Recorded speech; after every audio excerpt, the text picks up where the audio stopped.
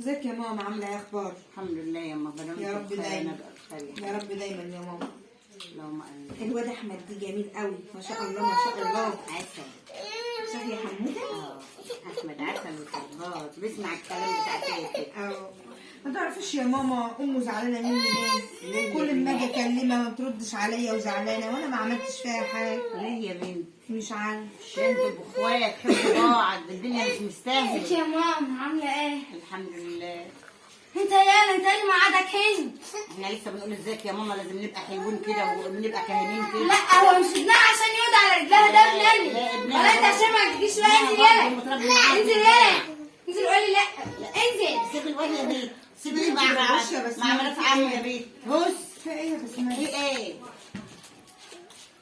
يعني والله ناوية انه خير عشان ربنا يجعلك في كل خطوة سلامة، والدنيا تبقى خير قدامك، واللي بيحب سلفته بيبقى حلو وكويس.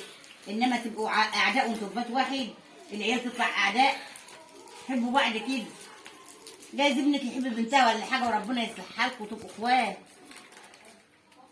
ما تشوفش الشكل ولا تقولي كلام معاها ولا دي ولا دي، قولي كلام حلو كده. هي الكبير لازم تحترميه. وانا والله يا ماما بحبها وبعزها زي اختي بالظبط، وهي عارفه. الدنيا مش مستاهله يا بنت، لازم تحبوا بعض، ما دام في بيت واحد لازم تحبوا بعض وتبقوا كويسين.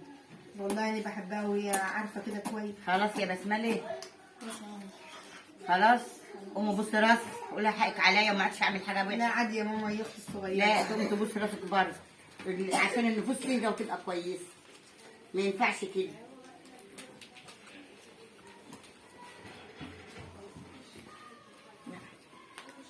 الله، ربنا يجعلكم كده مطيعين وحنينين مع بعض يا رب. الدنيا